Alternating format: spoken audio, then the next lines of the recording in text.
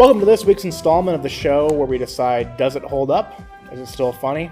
Is it worth watching? And this week we're jumping in to a, I think, universally acclaimed classic, well-regarded movie, but it's going to be interesting to have the conversation of does it hold up, and that is Trading Places. Chris, I know this is one of your favorite movies from that era. Absolutely. So there are some movies that everybody has that if it's on TV, you watch it. This is one of those for me. I mean, I can't even tell you how many times Anne has been like, you're watching this movie again? Because I love this movie. It is It's on TV hilarious. It is a hilarious movie. Yeah, so general premise, if you haven't seen it, Eddie Murphy's character, poor, Dan Aykroyd, rich, swap. And this is a very simple comedic premise that has been repeated in different formats. Not so much the poor to rich thing. I want to get to that in a sec, but you see this with Arrested Development. If I wanted something your thumb touched, I'd eat the inside of your ear. Schitt's Creek, which was really popular the last couple of years. Oh, I'd kill for a good coma right now. And Dan Aykroyd's character, they set up perfectly. They kind of make him an asshole. You are making a career decision here. Now, you'd better think about it. Strip, you little shit, before I tell you a new asshole. He's not likable. It's really easy to be unsympathetic to the rich person going to become poor and to become, like, they have nothing. I mean, I think this is really like a commentary on like the hoi polloi, like lifestyle. Pork bellies. I knew it. You see it with Dan Aykroyd's character. And then you also kind of see it with Eddie Murphy, too. Because, like, he comes into this money, right? And what's the first thing he decides to do? He's going to have a party. Because he wants to show off to the guys in jail, look, I got money. Look, I wasn't lying to you. I'm rich. Then something clicks in his head during that party where he's like, you know what? Actually, maybe I shouldn't be just dropping money like crazy. Yeah, he kind of doesn't like that his place is being trashed and everything. Yeah. An interesting note about the movie before we really dive into like what held up and what didn't hold up is that this was actually written as a Richard Pryor, Gene Wilder vehicle. Harry, for God's sake! You're gonna get us in trouble! But Richard Pryor wasn't able to do the movie, so it was going to be Gene Wilder and Eddie Murphy. And then Eddie Murphy kind of convinced him he wanted Dan Aykroyd instead. And so then Pryor and Wilder were both off of the movie. They have some real quality movies from the 70s, but now when you get into the 80s, you kind of see a little bit of a different dynamic there. And Eddie Murphy was really taking that Richard Pryor role, and he really ran with it. And this was really like his first movie. This was his first movie where he exploded. And this set the table for so many other things coming forward. The premise is that these two guys, Randolph and Mortimer, are trying to show that it's nurture over nature. Given the right surroundings and encouragement, I'll bet that man could run our company as well as your young Winthorpe. They're having this argument over $1, one crisp dollar. And that's where Eddie Murphy's character comes in, and same thing with Dan Aykroyd. I think for the most part, there are some jokes that are in there that are very much not appropriate. Of course there's something wrong with him. He's a Do You remember me? It's Lionel Joseph. That will not hold up, and that a lot of people won't get. But I think there's a lot there that folks are just going to dive into and be like, I get it. Yeah, I understand. I think with you can pull any comedy from the 80s and you're going to find one-off jokes that aren't going to hold up or just are dated. But the premise to the movie, I think, will live on. This is one of those things that will just live on forever. It's just such a simple concept to understand. The one part that I don't know if this was being made today or if it even holds up as well is Eddie Murphy. So it's really easy to make fun of Dan Aykroyd and the wealthy person struggling and to make fun of that hoity-toity high society. And they do a great job satirizing that. But Eddie Murphy's character becoming wealthy, there is some kind of, it's not offensive, but the racial dynamic, I think if this was made in 2020 would be different. So like what are you talking about, like at the very beginning where he's acting as the homeless vet and he's on the all of that. on the little thing, and then the cops come up to him and they lift him up and his legs come out from underneath him. I mean that scene right there, and then it's the idea of him being a homeless black man who then is part of like basically this almost like an elaborate joke of the hoity-toity guys to become wealthy, and he's like an animal to them basically in the beginning. I don't know if they would just recast it or if they would do it differently, but I think that part, if you were watching this for the first time, I wonder how many people would be like a little cringy about that. Thank you, I don't know what to do.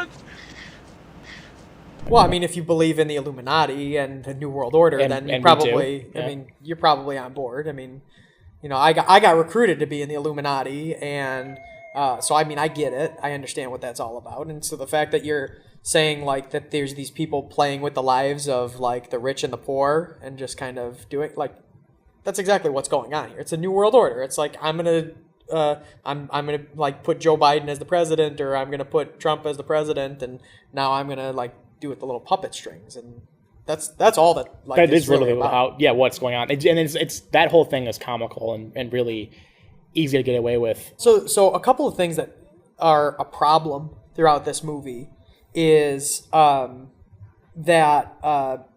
number one, you've got the whole thing going on with Eddie Murphy. And is that, is that character problematic, right? Then you also have the whole thing that goes on with Jamie Lee Curtis and Jamie Lee Curtis's character, right? They have her be this prostitute. Food and rent are not the only things around here that cost money. You sleep on the couch. And if you actually think about the movie and the course of the movie, and you ask yourself, does she need to be a prostitute in this? The answer is no. Like, she doesn't have to be a prostitute for the jokes to be there. Like, one of the things is this is an 80s movie, and any 80s movie with Jamie Lee Curtis, I'm pretty sure it's written in the Constitution that says that Jamie Lee Curtis has to be topless. And sure enough, there she is in this movie, topless. But, like, the whole prostitute thing, like, prostitute with, like, a heart of gold... that her walls get torn down when she's helping out Dan Aykroyd's character. Yeah. Like, that's not necessary. Like, we don't have to be doing something like that. No, that's true. And then, like, one thing that definitely would not be in this movie if they remade it today is in the end when they're on the train. And so they're trying to play the prank on the guy that's bringing the crop report. And... Dan Aykroyd's character walks in blackface. I certainly hope there's enough space on the train for me. There is 0% chance that happens today. I mean, like, everybody's playing a character in there where, like, the butler's playing this Irish priest, and Jamie Lee Curtis is playing... She's supposed to be Austrian and like is playing Swedish because she doesn't know the Austrian accent, and so she says it in the Swedish accent, which is really weird because apparently Jamie Lee Curtis just can't do an Austrian accent. Like, that's a real thing. Like, she couldn't do it, so she played it Swedish. Hey, let me see now. You would be from Austria, am I right? No, I am Inga from Sweden. Sweden? But you're wearing lederhosen. Yeah, for sure, from Sweden. And then there's Dan Aykroyd and Eddie Murphy both playing exchange students. And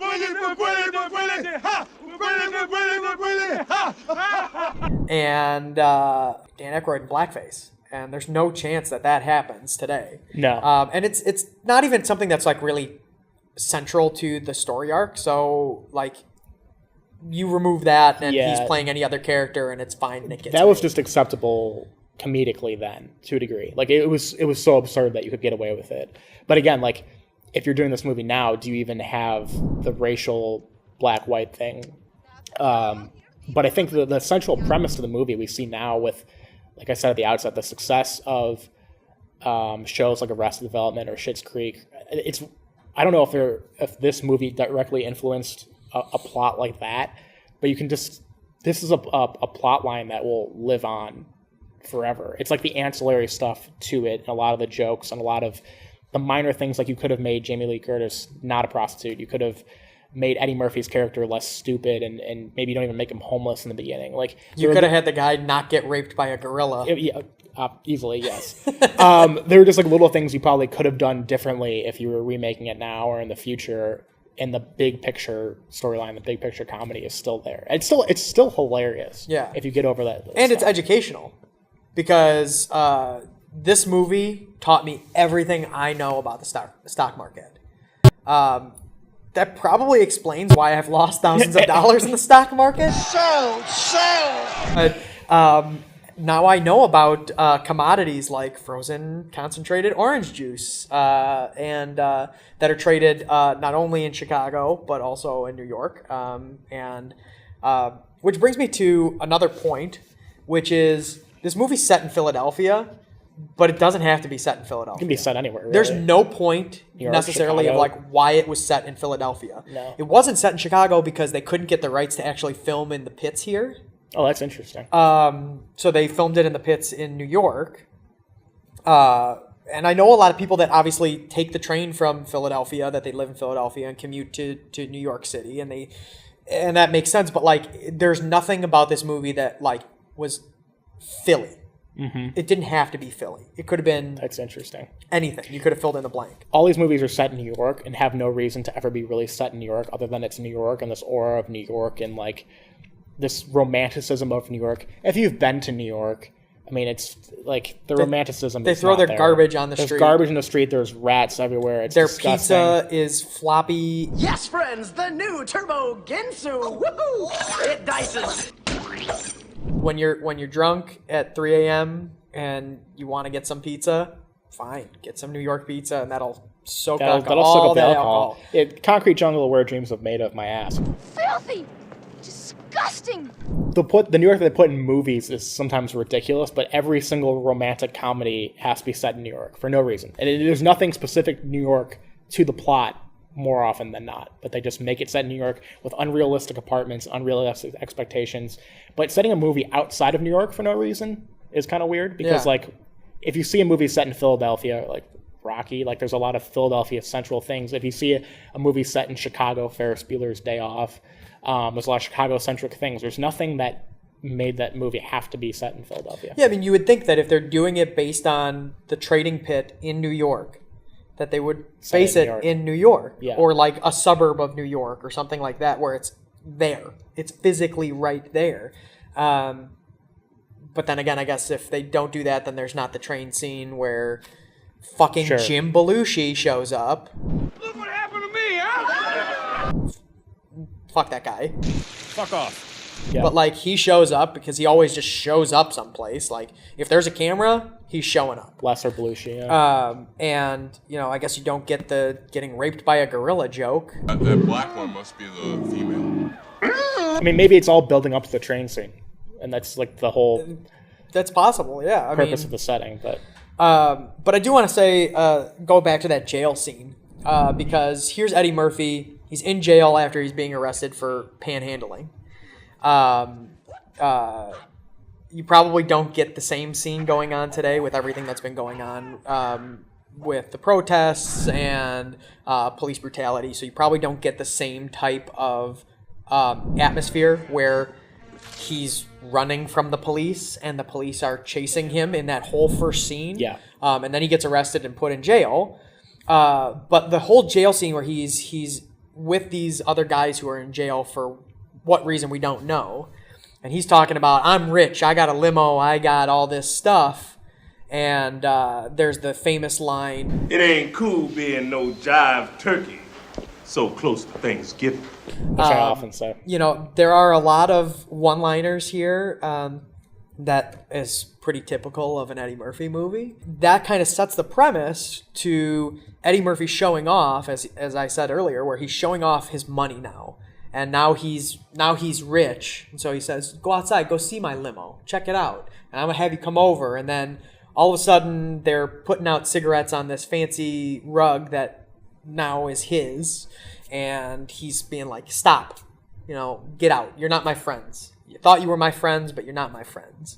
That's the real like shift in him, yeah. In the whole movie too. And then like you see the shift also with Dan Aykroyd's character where he goes completely off the deep end and dresses as Santa Claus and puts a whole side of smoked salmon into his beard, which then when he's on the bus is eating the side of smoked salmon out of his beard, which is a great idea. If I could grow my beard long enough to hold a side of smoked salmon, I would not do that. That's not a great idea. But that brings us to a very valid point. This is a Christmas movie. This is a movie that if it's on, I watch it. And I think it's a very well put together, funny comedy. It has problems, to be sure. But even if you kind of put those problems aside and like take them out, you still have this movie that is a great movie. Yeah. It has all the makings of what is a great movie. And that's most people don't like remakes of movies that they like, and I'm guessing since you really like this movie, you wouldn't necessarily want to see it remade. Oh hell no! I don't want this touched. Like there are some things that you see a lot of these things. Like I'm seeing particularly a lot of things from my childhood being remade or rebooted, and I hate it because it takes something that was like so important to me and reboots it, and like when they inevitably do a bad job, and they always do a bad job, it makes me angry. Yeah. And so I would not want this touched at all. And I'm not saying I want it touched either. I think maybe they could get away with it like 50 years from now, but I think it's a movie that you realistically could easily try to redo again. It wouldn't be as good as the original. People who saw the original wouldn't like it as much, but the premise is so easy to just recreate. Yeah. And you could change things about it. So when we talk about a lot of the movies we talk about on the show, there are problematic, I hate even using that word, but things in the movie or a comedy that's outdated or cultural references that hold the movie back. And I think this movie is so timeless in its plot that you can just tweak around the edges and you could remake it tomorrow. People wouldn't like it because they like the original. Yeah. But the comedy would still be there. Yeah, absolutely. I mean, I think we've answered our own question of does this hold up? And yes, it does. I think 100% it does. Absolutely.